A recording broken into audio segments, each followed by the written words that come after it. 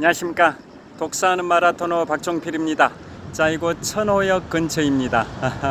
현재 시각은 2024년 7월 30일 화요일 저녁 8시 20분 정도 됐습니다. 제가 잠실 석촌호수 방향으로 이동하면서 계속 촬영하도록 하겠습니다. 자, 바람이 시원하게 불고 있습니다. 자, 바캉스 시즌 휴가철인데요. 자, 오늘 7월 30일 화요일 저녁 8시 21분 저의 홈그라운드 잠실 석촌호수 방향으로 이동하면서 계속 촬영하겠습니다. 화이팅! 자, 이동하겠습니다. 자, 오늘은 제가 유튜브 영상 1514번째 영상으로 제목을 이렇게 달려고 합니다. 일본사에서 최대 규모의 내전인 세키카라 전투에 승리하여 일본을 천하통일한 도쿠가와 이에야스가 도요토미 히데요시의 가문을 멸망시킨 오사카성 전투라고 제목을 달 겁니다. 다시 한번 제목을 말씀드리겠습니다. 일본사에서 최대 규모의 내전인 세키카라 전투에서 승리하여 일본을 천하통일한 도쿠가와 이에야스가 도요토미 히데요시의 가문을 멸망시킨 오사카성 전투라고 제목을 달 예정입니다.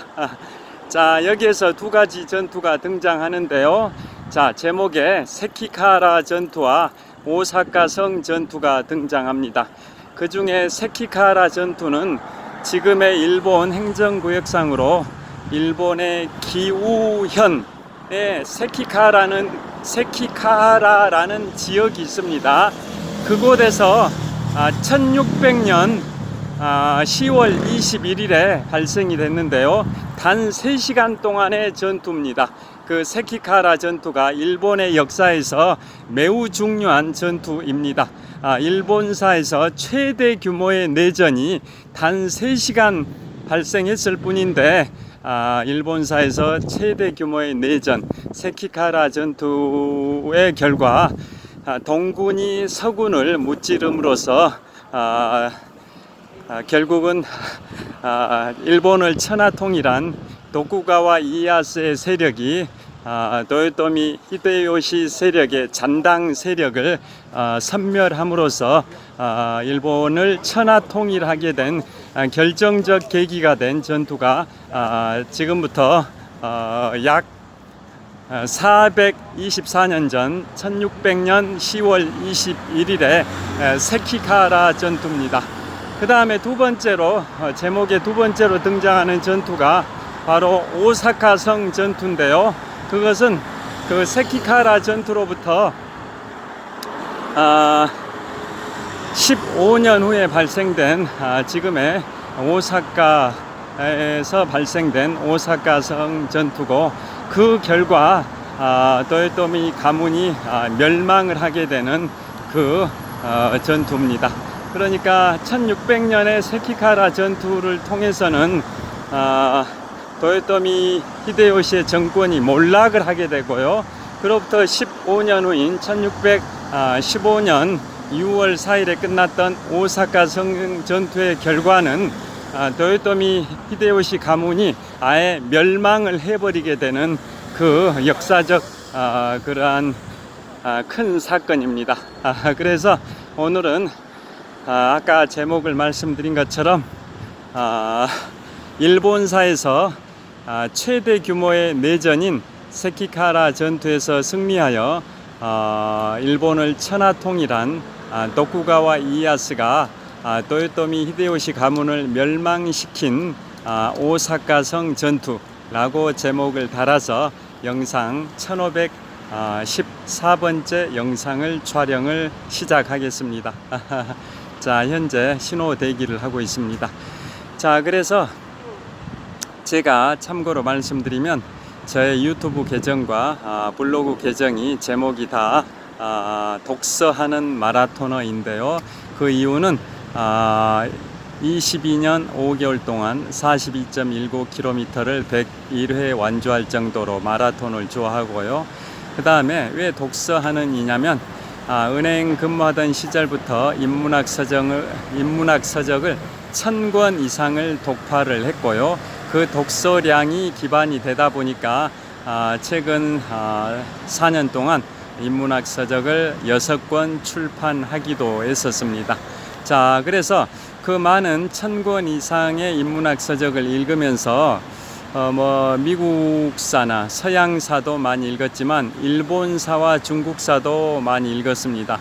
그래서 중국사 쪽에서는 지금 중국의 시진핑 국가주석이 롤 모델로 삼고 있는 그 시대가 청나라의 전성기였던 청나라의 강건성세 134년의 역사입니다. 우리 조선으로 치면 영조, 정조 시대에 해당이 되는데요. 청나라의 전성기 강건성세 134년, 그게 뭐냐면 강희대제, 강희대제, 옹정제, 걸륭제, 이 세 명의 중국의 황제들의 그 집권 시기 다 합하면 134년. 그걸 강희대제 할 때 강자, 걸륭제 할 때 건자에서 강건성세 134년인데요. 중국의 국가주석 시진핑이 10수년 전에 그런 말을 한 적이 있습니다. 자기는 현대 중국을 청나라의 황금기였던 강건성세 134년의 그 기간을 롤 모델로 삼아서 현대 중국을 이끌어 가겠다, 이렇게 선언한 적이 있습니다. 자, 그래서 제가 강희대제에 관한 책이 시리즈로 한 10몇 권 있습니다. 10몇 권. 그 다음에 그의 아들 옹정제에 관한 책도 10여 권 되고요. 그 다음에 그의 또 아들 걸륭제에 관한 책도 약 20권 됩니다. 그래서 강희대제, 옹정제, 걸륭제를 다 합하면 그 강건성세 134년을 이끌었던 3명의 황제에 관한 책이 다 합하게 되면 한 40권 가까이 되는데요. 그 책들을 제가 다 독파를 했었습니다. 자, 청나라의 황금기 강건성세 134년을 이끌었던 그 3명의 황제들에 관한 시리즈 작품 40권 정도를 다 독파했고요. 그 다음에 일본사로 가서는, 일본사는 우리나라에는 대망이라고 알려져 있는 소설인데요. 큰 대자, 희망할 때 망자, 바랄 망자죠. 크게 희망한다, 큰 꿈이란 뜻이죠. 큰 꿈, 큰 야망이다, 이런 뜻인데요. 그게 일본에서는 바로 제목이 도쿠가와 이에야스입니다. 그 일본의 천하통일한 1603년 일본의 에도 막부를 열었던 일본을 천하통일한 인물이 바로 도쿠가와 이에야스인데요. 한자어로는 덕천가강이죠. 덕천가강. 그 도쿠가와 이에야스에 관한 작품을 소설로 만든 인물이 일본의 대문호인데요. 그분이 1950년부터 1967년까지 17년 동안 도쿠가와 이에야스라는 제목의 대하소설 26권을 집필을 했습니다. 다시 말씀드리면 현재 강동구청역 통과하고 있는데요. 자, 도쿠가와 이에야스를 모델로 해서 만든 소설이 일본의 대문호가 집필한 1950년부터 1967년까지 17년 동안의 집필 기간 동안 총 26권의 작품을 출간했는데요. 자, 제목이 도쿠가와 이에야스고, 그 다음에 한 권당 분량이 무려 400페이지가 넘습니다. 400페이지가. 제가 인문학 서적 6권 출간한 것 중에 작년 3월 6일에 출간한 제2차 세계대전도 분량이 466페이지짜리인데요. 자, 그렇듯이 자, 일본의 대문호가 출간한 도쿠가와 이에야스라는 제목의 소설은 총 26권인데요. 한 권당 400페이지가 넘을 정도로 굉장히 분량이 많습니다.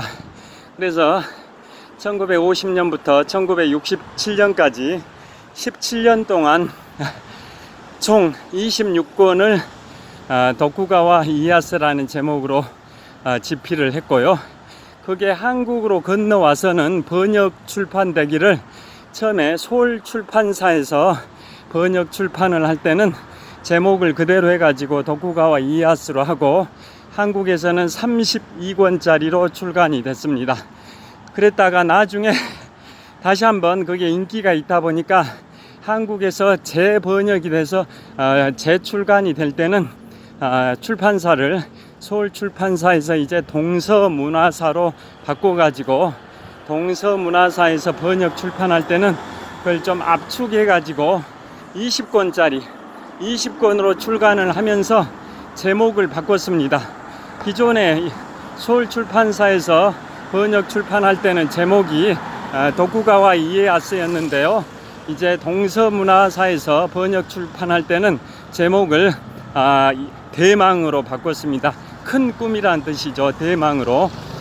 그러니까 우리나라에서는 첫 번째는 서울 출판사에서 번역 출간되고 나중에는 동서문화사에서 2차로 번역 출간이 됐는데요.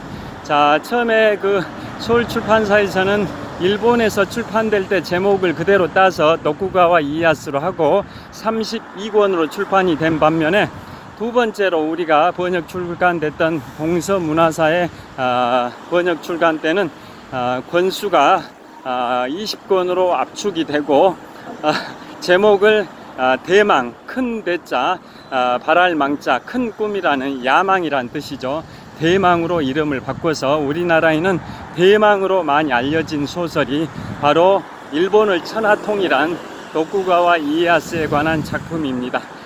자, 그 도쿠가와 이에야스의 작품도 제가 읽었습니다. 자, 아까 말씀드린 것처럼 중국의 근대사를 이끌었던 청나라의 황금기 전성시대 강건성세 134년을 이끌었던 강희대제, 옹정제, 걸륭제 이 세 황제에 관한 책 약 40권도 제가 읽었고요. 그 다음에 일본을 천하통일한 도쿠가와 이에야스에 관한 작품 그것도 제가 읽었습니다.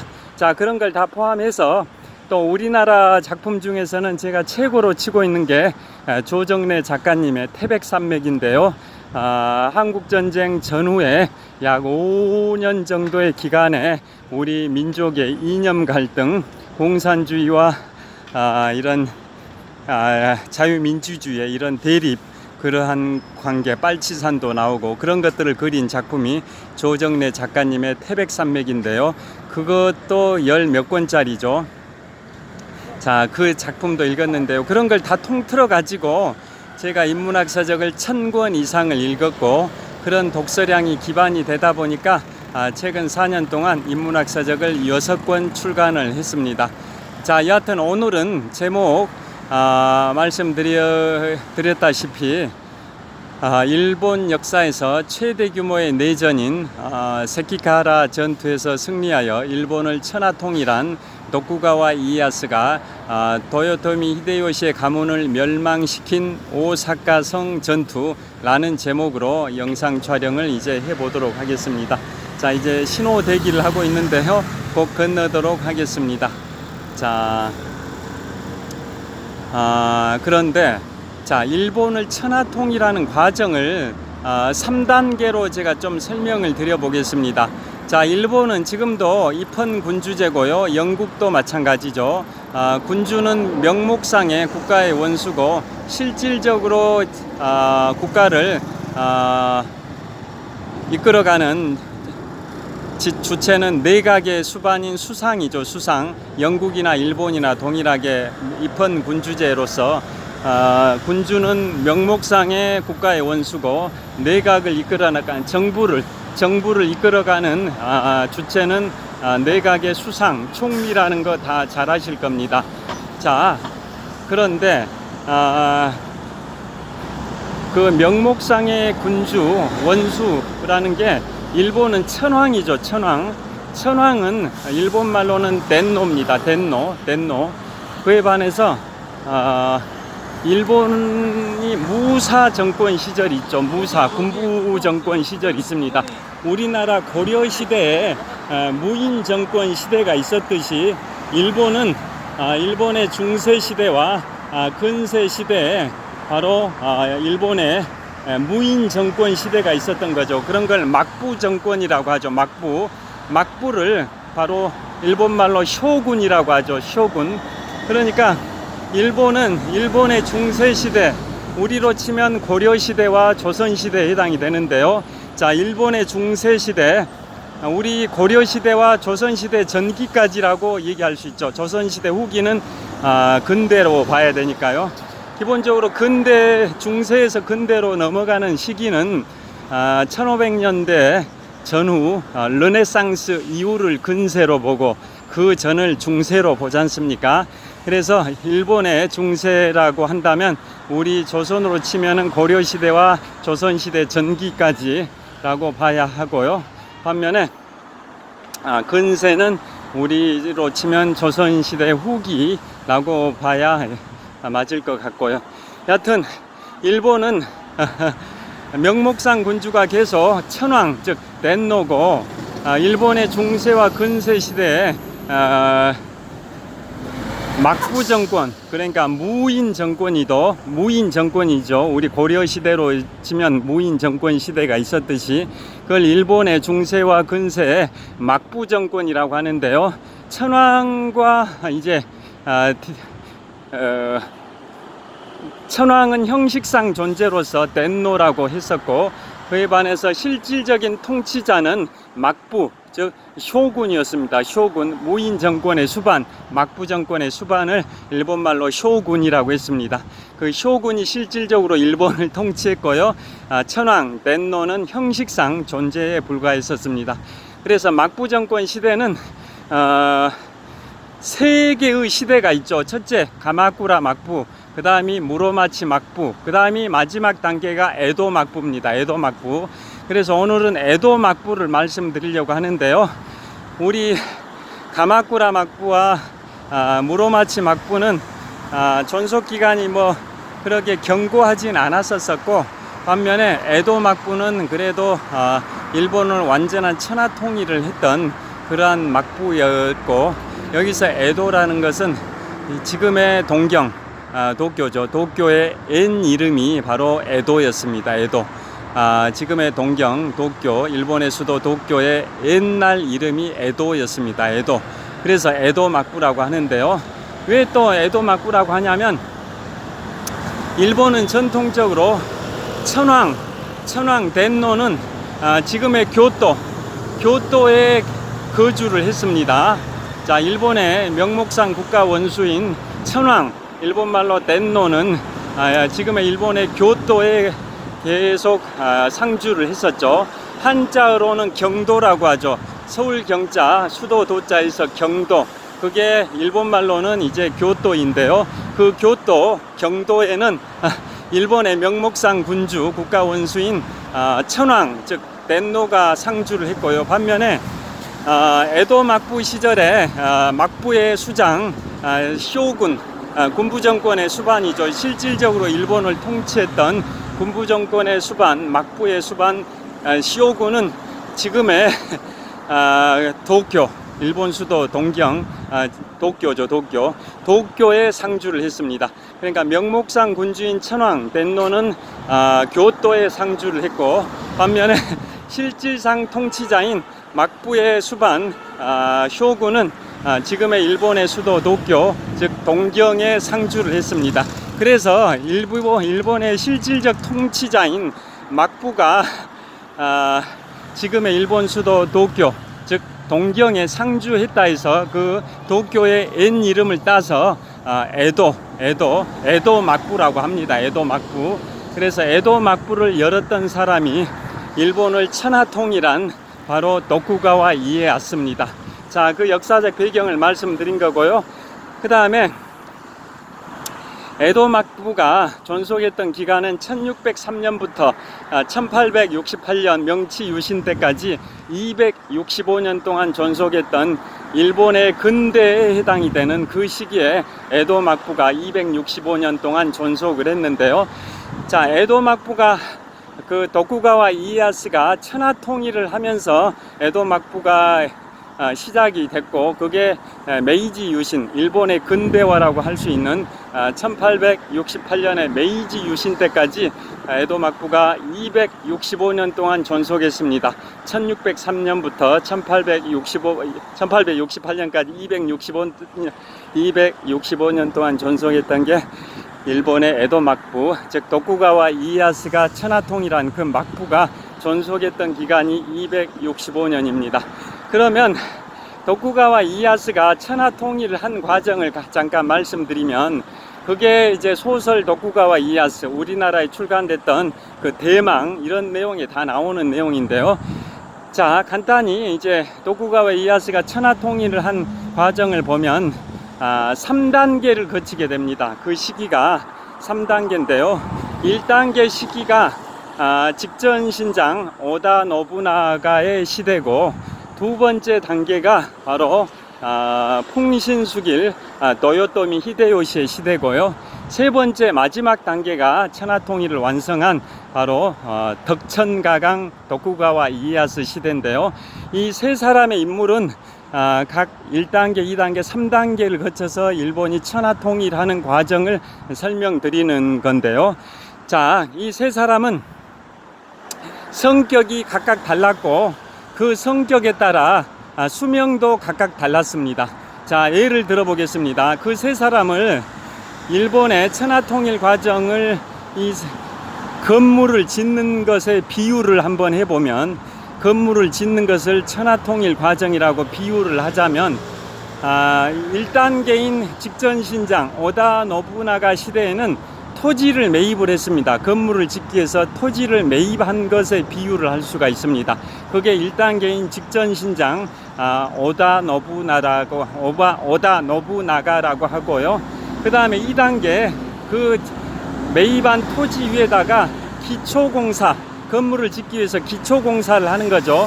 그 기초공사를 했던 인물이 바로 2단계에 해당되는 풍신수길, 즉 도요토미 히데요시고요. 마지막으로 천하통일을 완성하는, 즉 건물을 완공한, 건물을 준공한 인물이 그 3단계에 해당이 되는 덕천가강 도쿠가와 이에야스입니다. 그러니까 일본의 천하통일 과정을 건축공사, 건물을 짓는 것에 비유하면 토지를 매입한 사람이 1단계에 해당되는 직전신장 오다 노부나가고요. 2단계, 즉 매입된 토지 위에다가 기초공사를 한 사람이 2단계에 해당되는 풍신수길 도요토미 히데요시고요. 마지막으로 건물을 완공한 사람이 3단계에 해당되는 덕천가강 도쿠가와 이에야스입니다. 자, 이런 과정으로 비유를 할 수가 있고요. 이 세 사람은 1단계, 2단계, 3단계의 그 주인공들은 성격이 다 다른 만큼 수명도 차이가 있었습니다. 보통 화를 잘 내는 다혈질의 사람들은 자기 화에 스스로가 수명을 단축한다, 이런 말이 있죠. 그렇듯이 화를 불같이 냈던 오다 노부나가, 이 사람은 수명이 가장 짧은 48년밖에 못 살았고요. 그 다음 단계 2단계에 해당되는 도요토미 히데요시는 보통 성격이어서 61세까지 살았고요. 그 다음에 마지막 단계 천하통일을 완성한 도쿠가와 이에야스는 정말 느긋한 성격, 그야말로 끝까지 끈질기게 기다리는 성격이었습니다. 그래서 성격이 느긋하다 보니까 수명이 73세까지 살았습니다. 자, 성격이 가장 급했던 1단계 직전신장 오다 노부나가는 48세에 죽어버렸고, 그 중간 성격이었던 풍신수길 도요토미 히데요시는 61세까지 살았고요. 마지막 3단계에 해당되는 천하통일을 완성한 오늘의 말씀드리는 주인공 덕천가강 도쿠가와 이에야스는 73세까지 살았습니다. 자, 그래서 이 세 사람을 성격으로 또 비유를 이걸로 비유를 해보겠습니다. 성격이 어느 정도 차이가 났냐면, 자, 소쩍새가 울게 하는 게 숙제다, 과제라고 한번 비유를 들어보겠습니다. 소쩍새가 울게 만드는 게 숙제, 즉 과제라고 비유를 들어보면, 성격이 가장 불같았던 1단계 직전신장 오다 노부나가는 소쩍새한테 한번 울어라 라고 얘기를 하고 울지 않으면 바로 목을 쳐버립니다. 그 정도로 성격이 불같은 성격이었습니다. 그러다 보니까 그 인물은 임진왜란이 일어나기 10년 전이었던 1582년에 48세의 나이로 사망을 했습니다. 그 다음에 두 번째 단계에 해당되는 도요토미 히데요시 즉 풍신수길은 소쩍새를 울게 하기 위한 숙제를 하기 위해서 계속 소쩍새한테 우라고 빨리 울어라 라고 설득하고 이렇게 자극을 하고 계속 울어라 이렇게 달달 볶아대고 뭐 일반적인 성격이었던 거죠. 왜냐하면 숙제를 수행하는 게 숙제가 소쩍새가 울게 하는 게 숙제다 보니까 소쩍새한테 계속 울어라 계속 부추기는 거 보통 사람들이 그렇죠. 숙제를 할 때 그렇듯이 2단계에 해당되는 풍신수길 도요토미 히데요시는 소쩍새가 계속 울게끔 옆에서 이렇게 독촉을 하는 그런 성격입니다. 그에 반해서 그러니까 소쩍새가 울도록 계속 독촉 부추기긴 하는데 죽이진 않았죠. 반면에 마지막 3단계에 해당되는 성격이 가장 느긋했던 일본을 천하통일한 덕청가강 도쿠가와 이에야스는 소쩍새한테 한번 우라고 말하고 그 다음에는 더 이상 독촉하지 않고 계속 기다립니다. 지켜봅니다. 더 이상 독촉하지 않고 계속 소쩍새가 울 때까지 그냥 가만히 기다리는 느긋한 성격이었습니다. 그게 바로 3단계에 해당되는 일본을 천하통일한 그 덕청가강 도쿠가와 이에야스의 성격입니다. 그런 식으로 1단계에 해당되는 오다 노부나가 직전신장은 소쩍새한테 한번 우라고 했는데 울지 않으면 목을 바로 베버리는 성격 다혈질이어서 임진왜란이 일어나기 10년 전인 1582년에 82세의 나이로 사망하고요. 그 다음에 두 번째 단계인 풍신수길 도요토미 히데요시는 소쩍새한테 우라고 계속적으로 이렇게 막 독려하고 이런 보통 성격이었죠. 그래서 임진왜란 다음에 일어났던 정유재란의 마지막 단계인 1598년에 61세의 나이로 사망을 하고요. 마지막 3단계에 해당되는 덕청가강 즉 도쿠가와 이에야스는 소쩍새한테 한번 우라고 말하고 그 뒤로는 더 이상 독촉하지 않고 울 때까지 끝까지 기다리는 느긋하게 기다리는 그런 성격이었습니다. 자, 그래서 그분은 1616년 6월 1일에 73세의 일기로 사망을 합니다. 자, 올림픽공원의 정문 평화의 문입니다. 지금부터 36년 전 1988년 제24회 서울올림픽대회를 개최하기 위하여 조성된 올림픽공원의 정문입니다. 평화의 문입니다. 화이팅! 자, 여기 신호 바뀌었습니다. 뛰어가 보겠습니다. 신호가 바뀌어서 뛰어가도록 하겠습니다. 올림픽공원의 정문 평화의 문 앞 삼거리를 제가 뛰어서 건너고 있습니다. 자, 뛰어서 건너고 있는 올림픽공원의 정문 평화의 문 삼거리를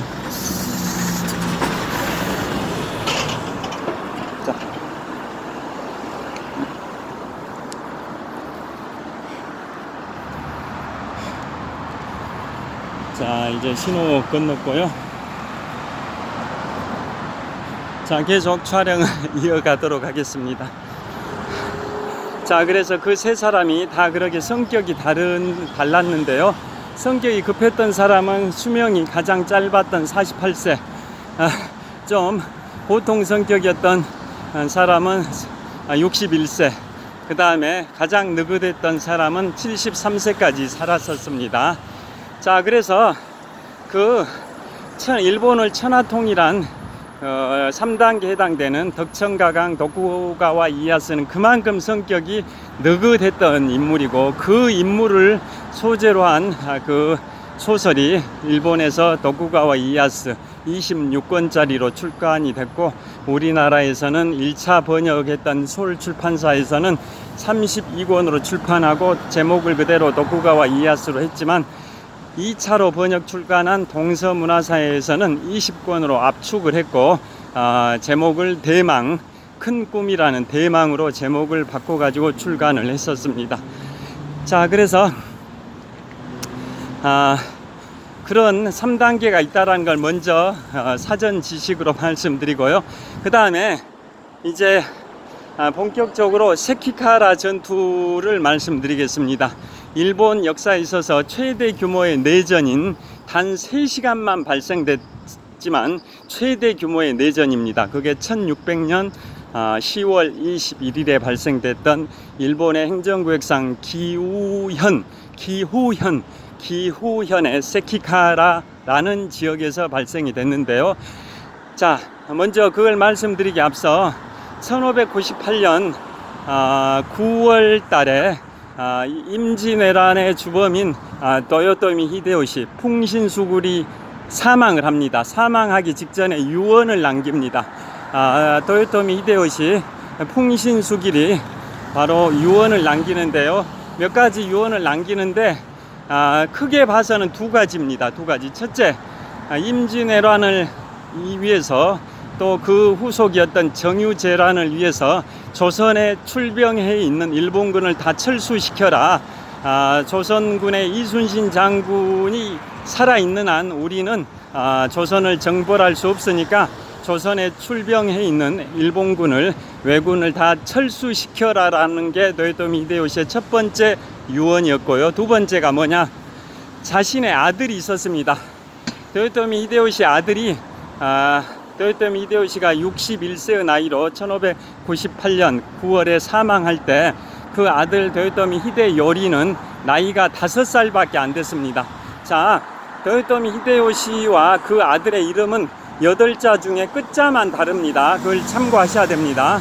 자, 임진왜란의 주범인 도요토미 히데요시, 한자로는 풍신수길이라고 하죠.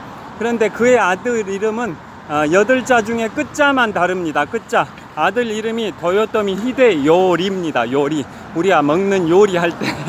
자, 임진왜란의 주범인 풍신수길은 이름이 도요토미 히데요시고, 반면에 그의 아들 이름은 끝자 한자만 다른데요. 도요토미 히데요리입니다. 그걸 구분해서 이해하셔야 됩니다. 자, 그래서 두 번째 유언은 자신의 아들을 잘 보호해 달라고 유언을 남깁니다. 즉, 자신의 아들을 죽이지 마라, 살려달라고 사실상 간청한 거나 다름없는 거죠. 자, 그게 바로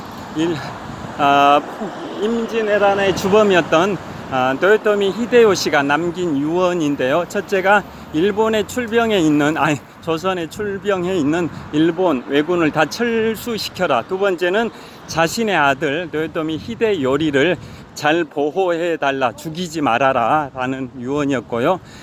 자, 그래서 그게 1598년 9월에 있었던 임진왜란 주범 도요토미 히데요시, 즉 풍신수길의 유언이었고, 그런데 그 뒤로 2년 지나서, 즉 1600년 10월 21일에 즉 도요토미 히데요시의 죽음 때로부터 거의 만 2년 정도 된 시점입니다. 그 2년 정도 된 시점에 지금 일본의 행정구역상 기후현의 세키카라라는 지역에서 일본 역사상 최대 규모의 내전인 세키카라 전투가 발생이 되는데요. 그 전투는 결국은 왜 발생이 됐냐면 도요토미 히데요시의 사후에 누가 일본을 지배할 것인지 패권 다툼이었던 겁니다.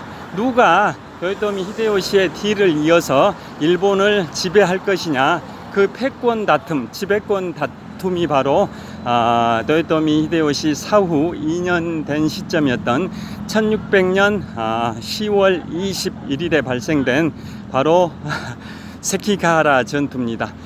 자, 그래서 그 세키가하라 전투는 크게 동쪽 지역의 동군과 서쪽 지역의 서군으로 구분이 됩니다. 자, 동쪽 지역의 동군, 그 다음에 서쪽 지역의 서군으로 나뉘어 가지고 싸웠는데요. 동군의 맹주가 최고 지휘자가 바로 도쿠가와 이에야스고요. 그 다음에 서군의 최고 지휘자가 지휘관이 바로 도요토미 히데요시의 잔당 세력입니다. 잔당 세력.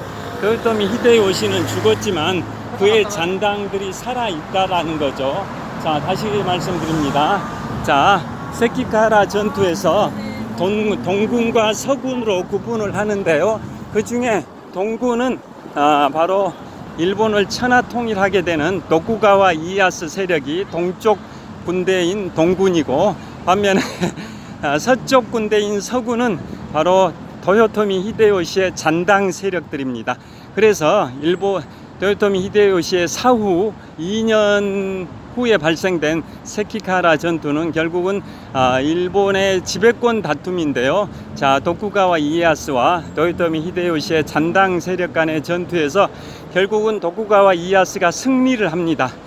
자, 그래서 이제 3년 후인 1603년에 일본을 천하 통일을 하고, 그 다음에 에도 막부를 열어서 그 에도 막부가 265년 동안 존속이 되고, 1868년 메이지 유신, 일본의 근대화라고 할 수 있는 메이지 유신 때까지 무려 265년 동안 존속됐던 에도 막부의 역사입니다. 그 에도 막부를 열었던 인물, 시작을 했던 인물이 바로 일본을 천하 통일한 도쿠가와 이에야스인데요. 그러니까 세키카하라 전투가 1600년에 도쿠가와 이에야스의 동군의 승리로 끝나고, 그로부터 3년 후인 1603년부터 에도 막부 265년의 역사가 시작이 돼서 일본을 군부 정권인 무신 정권인 에도 막부의 역사 265년의 그 시작을 열었던 인물이 바로 도쿠가와 이에야스입니다. 자, 이제 잠실 석촌호수 거의 도착을 했는데요. 좀 신호 대기하겠습니다. 자, 이곳에서 제가 서쪽 방향을 촬영하고 있습니다. 자, 롯데월드 타워가 보이는데요. 자, 서쪽 방향에 롯데월드 타워의 외형에 불빛이 현란하게 움직이고 있고요. 롯데월드 타워입니다. 그 다음에 그 롯데월드 타워 바로 동쪽에 프랑스 계열의 호텔 소피텔 엠베서더 서울 호텔도 이처럼 위치하고 있습니다. 하룻밤 숙박료가 약 45만원 정도 하는 소피텔 엠베서더 서울 호텔이 롯데월드 타워 바로 동쪽 구역에 있습니다.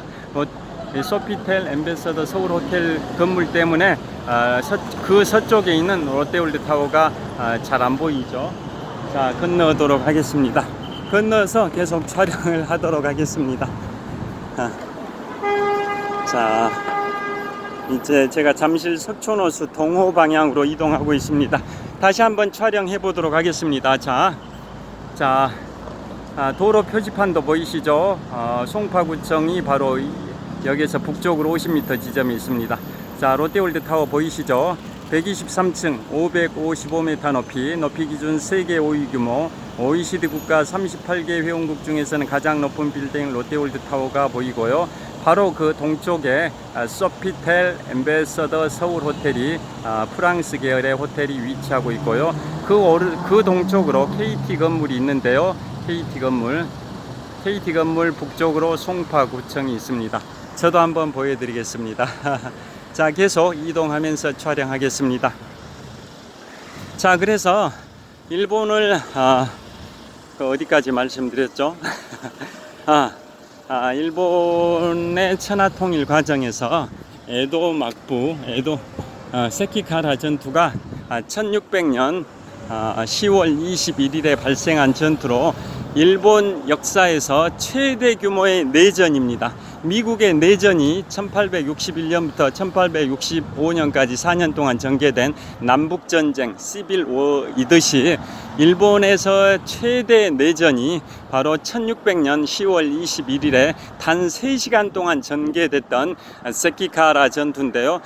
동군과 서군의 양쪽에 참전했던 군사 숫자가 동군은 8만 2천 명 정도가 참전했고요. 서군은 8만 9천 명 정도가 참전을 했습니다.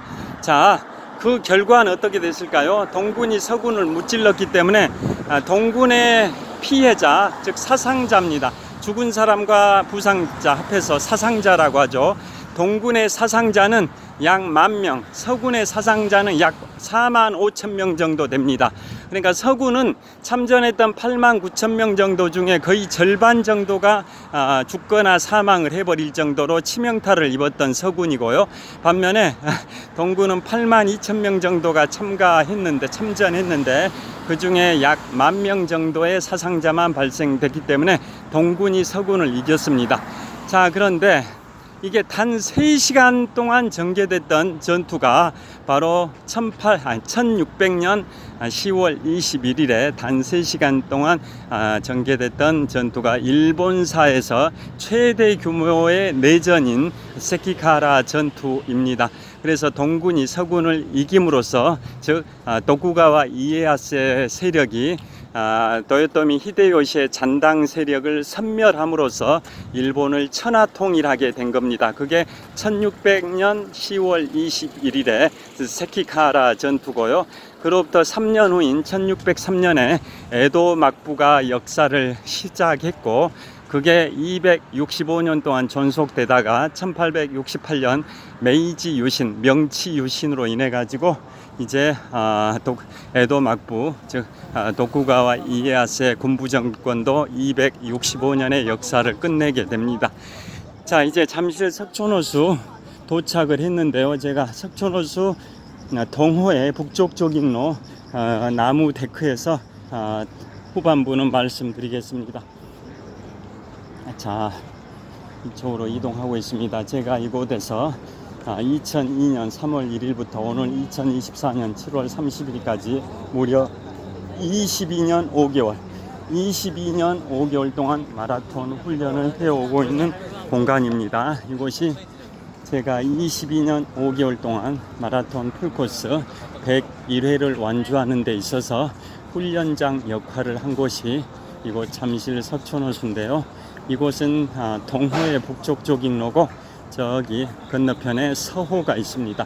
동호와 서호를 합해서 한 바퀴에 2563m, 16바퀴 반에 42.19km입니다. 자, 이곳에서 저를 한번 보여드리고요. 자, 이곳 잠실 석촌호수 동호의 북쪽 조깅로에 도착을 했습니다.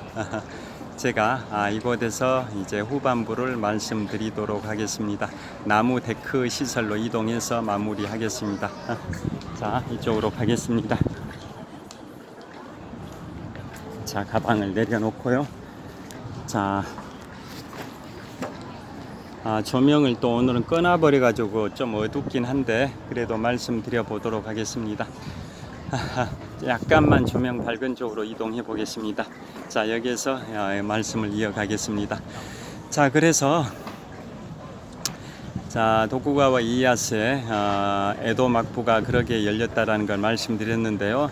자, 그 세키카라 전투가 1600년 10월 21일에 있었고 그 동군이었던 도쿠가와 이에야스의 세력이 서군이었던 도요토미 히데요시의 잔당 세력을 섬멸함으로써 결국은 도쿠가와 이에야스는 천하를 통일하고 도요토미 히데요시의 정권은 몰락을 하게 된 겁니다. 그게 일본 역사에 있어서 최대 규모의 내전이라고 할 수 있는 1600년 10월 21일에 단 3시간 동안만 발생됐던 내전이지만 최대 규모의 내전 세키카라 전투고 그래서 여기서 재밌는 대목이 있습니다. 도쿠가와 이에야스의 동군 세력에 수많은 장수들이 포함이 되어 있었는데요. 그 중에 임진왜란에 조선에 출병했던 갓도 기요마사가 있습니다. 반면에 서군 세력, 즉 도요토미 히데요시의 잔당 세력이었던 서군 세력에는 임진왜란에 또 출병했던 고니시 유키나가가 있습니다. 자, 이 두 인물이 굉장히 서로 대립을 이루었던 인물들입니다. 임진왜란, 정유재란 당시에 조선에